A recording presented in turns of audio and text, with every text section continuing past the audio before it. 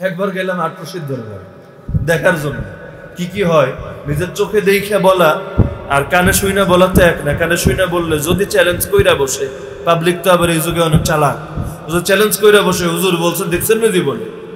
তো এখন এই কারণে কানে শুই না, আমরা বিরোধিতা করি না, যেটা শুনি সেটা যদি লেখা থাকে তাহলে পড়ে নেই, আর যদি দেখার মতো হয় তাহলে দেখে নেই, যাতে করে ইলমুল ইয়াকিন থেকে আইনুল ইয়াকিন হয়ে যায়।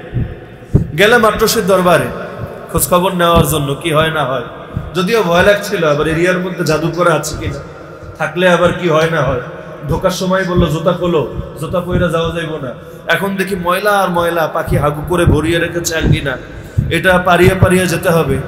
আবার চিন্তাও হচ্ছে জুতা খুলে যেতে হবে কেন, তাইলে কি ফ্লোরের মধ্যে জাদু করা কিনা, জুতা ভেদ করে জাদু ঢুকতে পারবে না, এখন খালি পায়ে গেলে জাদুটা ভালো করে ঢুকবে। তো চিন্তা করে করে তাও শুরুতে জুতা খুলেই ঢুকলাম। কয়েকজন আবার দারোয়ান পাড়ি দিয়ে আবার পরে জুতা পরে নিয়েছে। তো আমি আর পড়ি নাই, কই দেখি আগে কি হবে, আগে হেফাজতের দোয়া দরুদগুলো পড়ে নিলাম, পরে গিয়ে কথাবার্তা বললাম। এখন আমরা প্রশ্ন করার আগেই দেখি জবাব দিয়ে দেয়। বুঝলাম যে প্রশ্ন খাইতে খাইতে এখন জবাব অটো রেডি আছে। বললো হুজুর আপনারা তো হুজুর মানুষ, অনেক ওয়াহাবি টহাবি প্রশ্ন করে আর কি এই যুগে, যে আমাদের এখানে আশেকরা সালেকরা তারা সেজদা করে, তারা শিরিক করে, এটা হলো শিরকের আখড়া।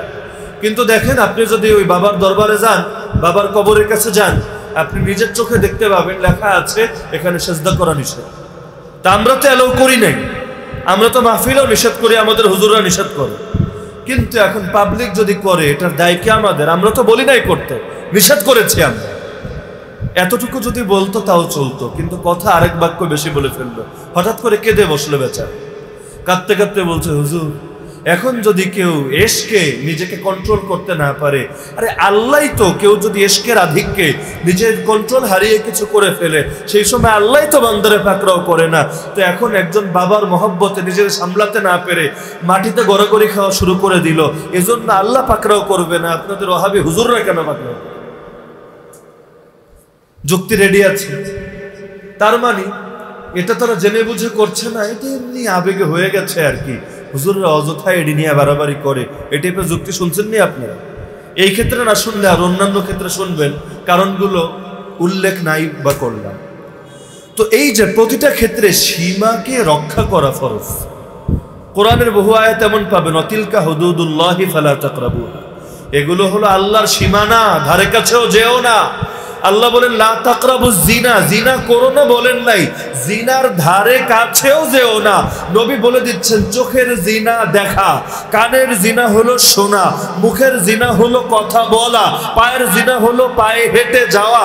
আর লজ্জাস্থান চূড়ান্তটাকে বাস্তবায়ন করে অথবা প্রত্যাখ্যান করে।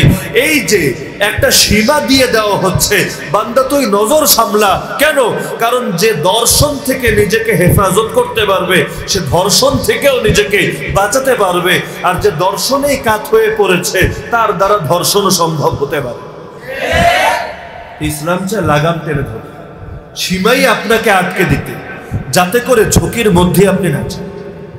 যদি আপনি নিজে চিন্তা করবেন, আপনি আজকে থেকে আল্লাহর জন্য বদনজর বন্ধ করে দেন, কোনো মেয়ের দিকে তাকাবেন না।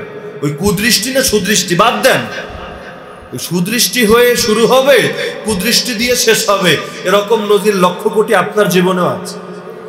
সব দৃষ্টি বাদ দেন, যে আল্লাহ যার দিকে তাকানো হালাল করেছেন তাকে বাদ দিয়ে অন্য কারো দিকে তাকাবই না। এমনকি সেই বিতর্কেও ঢোকার দরকার নেই যে মেয়েদের চেহারা পর্দার অংশ কি না। আরে চেহারা পর্দার অংশ কি না এই ইখতিলাফ রাখেন, কিন্তু ছেলেদের জন্য চেহারায় তাকানো যে জায়েজ নাই, এটা তো কোরআনের আয়াত দ্বারাই প্রমাণিত।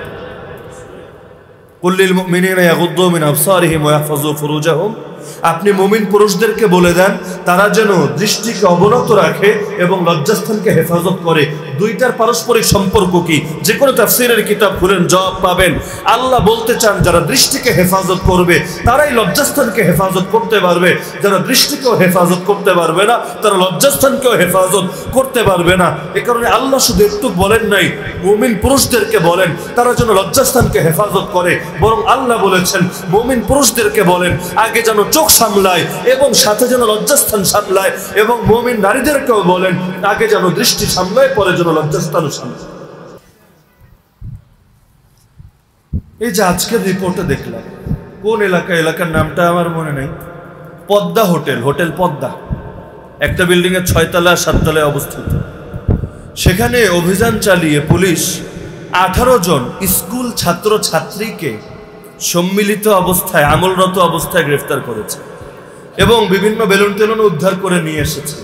স্কুল, কলেজও না, স্কুল ছাত্র ছাত্রী, ক্লাসমেট, পবিত্র আত্মা, একেবারে একজন আর একজনের কাছে মাহফুজ শতবার, কিন্তু হোটেল পদ্মা থেকে তাদেরকে পাকড়াও করে নিয়ে এসেছে। তো এই জিনিসগুলো হতো না যদি এটারে সামলায় রাখতো। এই যে ধর্ষণ ব্যাপক হয় কেন জানেন? এটার পেছনে আসল কারণ কিন্তু এটা, পর্নোগ্রাফি দেখেছে, আইটেম গান দেখেছে, রাস্তার বহু নারীকে দেখেছে, দেখে দেখে ভিতরে তার তৃষ্ণা এবং ক্ষুধা অনেক বেড়ে গেছে।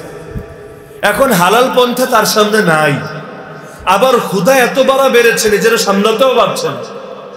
তো পেটের জ্বালায় মানুষ যেমন চুরি করে খায়, যৌন চাহিদার জ্বালায় মানুষ অনেক সময় ধর্ষণ করে স্বাদ নেয়।